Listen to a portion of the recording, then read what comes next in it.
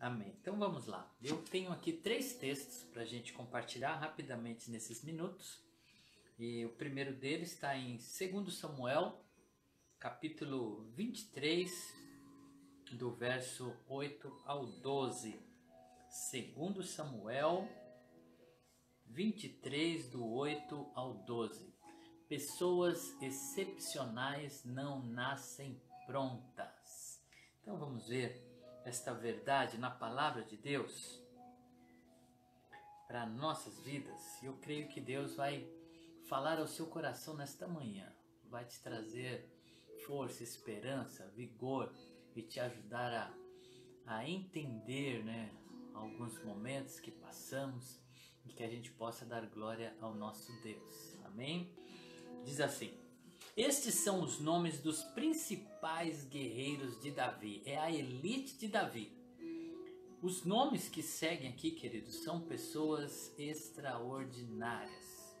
Jabezão, um taquimonita, chefe dos 3 guerreiros principais. Numa ocasião, com uma lança, enfrentou 800 homens numa mesma batalha e os matou. 800 homens. Depois dele, Eleazar, filho do Aoita Dodô, ele era um dos 3 principais guerreiros e esteve com Davi quando os filisteus se reuniram em Pas-damim para a batalha. E os israelitas recuaram, mas ele manteve a sua posição e feriu os filisteus até a sua mão ficar dormente e grudada na espada. O Senhor concedeu uma grande vitória a Israel naquele dia, e o exército voltou para onde Eleazar estava, mas somente para saquear os mortos. Gente, Eleazar, ele estava na batalha. Presta atenção, querido. Presta atenção que Deus está falando com você. Ana Lúcia, Deus está falando com você. Olha só, estava o exército lá, estavam batalhando. E a palavra diz que todo o exército recuou. Sérgio, na batalha, o exército recuou. Imagine, esse valente de Deus, Eleazar. Quando ele olhou para trás, cadê a galera? Ele estava sozinho. Mas ele entendeu que quem chamou ele para aquela batalha foi Deus, não foi os homens. E todos recuaram e ele segurou a sua espada e continuou na luta. Ele olhava para trás, um voltava, outro voltava, os que estavam na frente. Imagine a cena. Ele olhando seus amigos recuando. Que força foi essa dele continuar batalhando quando todos recuaram? A Bíblia diz que só ficou ele, os seus companheiros, os seus amigos, aquele que treinou com ele. Imagine antes da batalha eles falando: não, nós vamos lá, vamos estar juntos, olha, ninguém abandona ninguém, vamos estar um do lado do outro. E agora ele olhou, cadê? Todo mundo correu, mas ele ficou firme e Deus deu a ele uma grande vitória. Deus deu a ele uma vitória poderosa naquele dia. E diz a palavra que o exército voltou apenas para saquear os mortos. Gente, pessoas excepcionais, excepcionais. Eu vou ler mais uns trechos aqui e eu continuo com aquilo que Deus pôs no meu coração. Verso 11.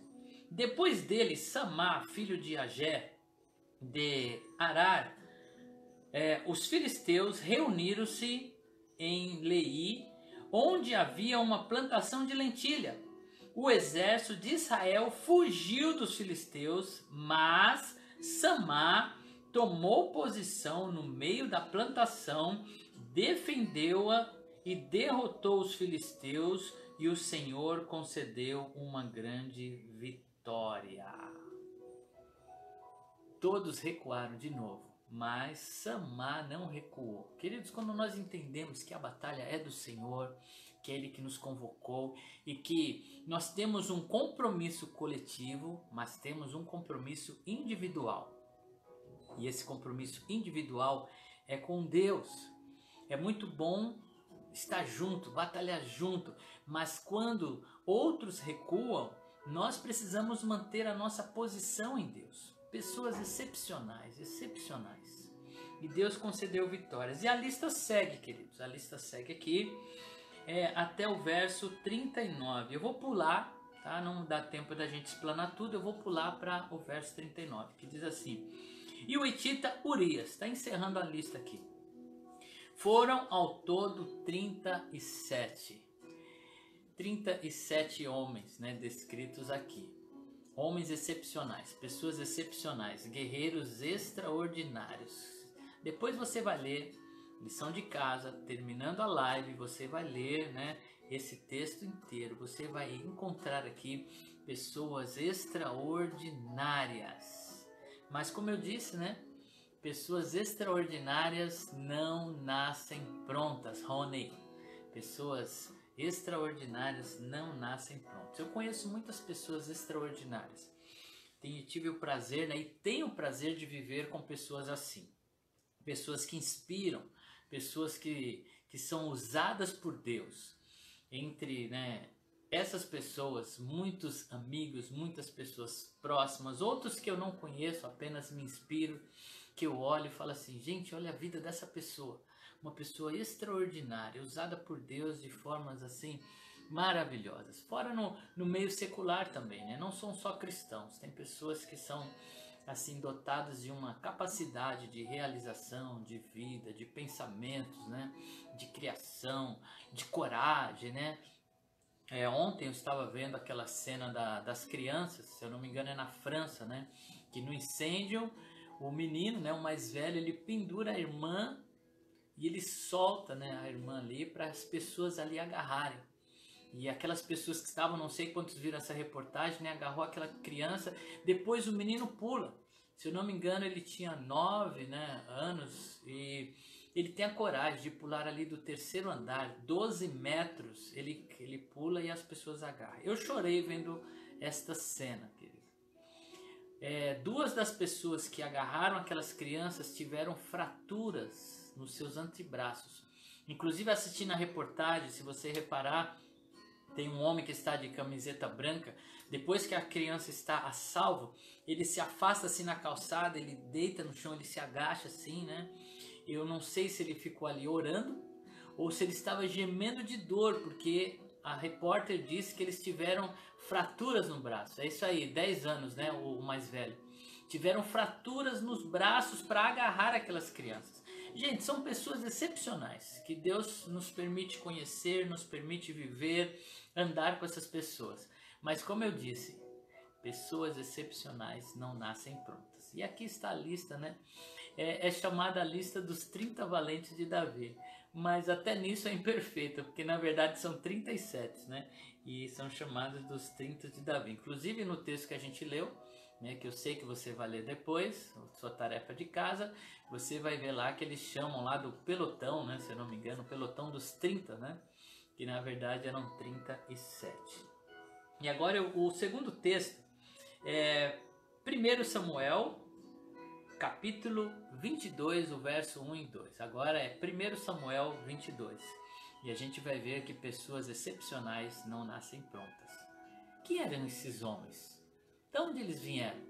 Qual é a origem desses valentes? Essas pessoas que um deles, né, como a gente leu, ele lutou até a espada ficar grudada na sua mão, né? Ficou lá, ele não conseguia soltar. Não sei se pela cãibra, né, se deu lá um negócio que travou, ou se a sua mão ficou tão ferida que se fundiu a espada nas suas feridas, mas aquele homem, né, ficou ali firme nessa posição diante, né, diante daquela batalha. Eu não sei, eu estou tentando fixar aqui 2, mas vamos ver se dá para fixar. Quando eu ponho um sai o outro, mas tá bom. Agora nós vamos para esse texto aí. 1 Samuel 22. Obrigado, Mari, de pôr aqui também no nosso Facebook. E olha só, gente, a origem desses homens. Está aqui, 1 Samuel 22, verso 1. Davi fugiu da cidade de Gate e foi para a caverna de Adulão. Quando seus irmãos e familiares de seu pai souberam disso, foram até lá para encontrá-lo. Verso 2. Sabe aqueles homens? Verso 2, está aqui quem eram eles. Também juntaram-se a ele todos os que estavam em dificuldades, os endividados e os descontentes, e ele se tornou líder deles. Havia cerca de 400 homens com eles. Homens endividados, homens descontentes, ou seja, pessoas amarguradas, tristes, decepcionadas, pessoas feridas, pessoas pobres, né, que estavam ali com o nome na Serasa, no SPC, pessoas que vieram, né, de uma situação totalmente ruim, desacreditável, provavelmente fugitivos, né, que estavam ali e se juntaram a Davi. Davi treinou esses homens, esteve com eles, e esses homens se tornaram pessoas excepcionais. Pessoas excepcionais. Que vieram, né, de uma origem ou de uma história totalmente deturpada, né, totalmente fora de um contexto daquilo que eles se tornaram, né? Como eu disse para vocês, eu conheço muitas pessoas excepcionais, tenho o prazer de conviver, né? Algumas delas estão aqui acompanhando essa live, né? Pessoas que realmente inspiram. Uma delas é a minha esposa, que está aqui acompanhando, né? Uma pessoa excepcional, que eu aprendo muito com a Juliana. Tudo que Deus entregou a ela, né? A vida dela, como me abençoa, né? Então, se é para citar tá aqui, né? A Juliana, essa pessoa extraordinária, mas que também não nasceu pronta, né? Estamos sendo aperfeiçoados dia após dia. E como eu disse, eu não conheço nenhuma dessas pessoas que tenha vindo, né, de uma história de sucesso, né? A maioria delas, ou todas elas, pelo menos, vieram, né, lá como esses homens, se juntaram, né? Pessoas que não tinham expectativas, e o Senhor vem transformando, fazendo, né, e levando essas pessoas a nos inspirar. E agora, para fechar, o último texto, né, para a gente concluir essa live, é 1 Coríntios, capítulo 1, verso 26 ao 31. 1 Coríntios, capítulo 1, do verso 26 ao 31. Foi com esse texto, queridos, que Deus me tirou de uma situação como essa, né? De homens como esse.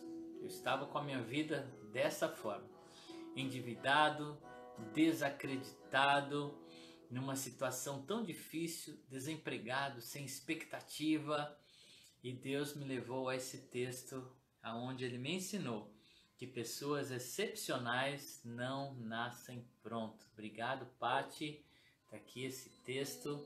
Obrigado, Mari.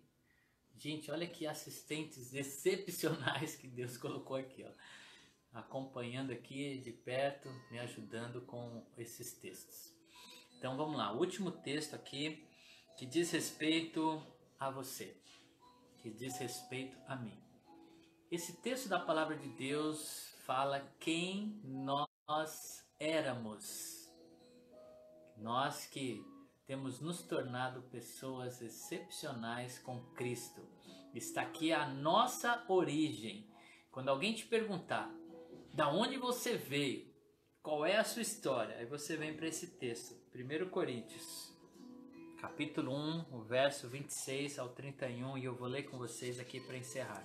Diz assim: Irmãos, pense no que vocês eram quando foram chamados. Poucos eram sábios segundo os padrões humanos. Poucos eram poderosos. Poucos eram de nobre nascimento. Mas Deus escolheu o que para o mundo é loucura para envergonhar os sábios. E escolheu o que para o mundo era fraqueza para envergonhar o que é forte. Ele escolheu o que para o mundo é insignificante, desprezado, e o que nada é, para reduzir a nada o que é, a fim de que ninguém se vanglorie diante dele. É, porém, por iniciativa dele que vocês estão em Cristo Jesus, o qual se tornou sabedoria de Deus para nós, isto é, justiça, santidade e redenção, para que, como está escrito, quem se gloriar, glorie-se no Senhor. Pessoas excepcionais não nascem prontas, elas são transformadas pelo poder do Espírito Santo de Deus. Você está em um processo de transformação para que você se torne cada vez mais alguém excepcional em Deus. Uma vida que influencia, uma vida que inspira, uma vida que louva o nome do nosso Deus. Sabe por quê? Porque nós podemos declarar algo que Cristo não pode fazer. Eu creio que é a única coisa que Jesus não pode fazer. Que é isso, pastor? Você está dizendo que tem algo que Jesus não pode fazer? Sim, tem algo que Jesus não pode fazer. Peraí, pastor, isso é heresia. Jesus pode fazer qualquer coisa. Não, tem uma coisa que ele não pode fazer, mas eu e você podemos. Quer dizer, nós éramos pecadores, éramos perdidos, mas agora fomos salvos. Jesus não pode fazer porque a sua eternidade passada é uma eternidade santa. A sua eternidade futura também continua sendo santa. Só nós podemos dizer isso. Por isso fomos escolhidos para anunciar este evangelho. Dizendo, éramos nada e nos tornamos tudo em Cristo. Amém? Vamos orar? Querido Deus, em nome de Jesus, nesta manhã, Pai, nos colocamos diante de Ti, com esta verdade, Senhor, queimando em nosso coração.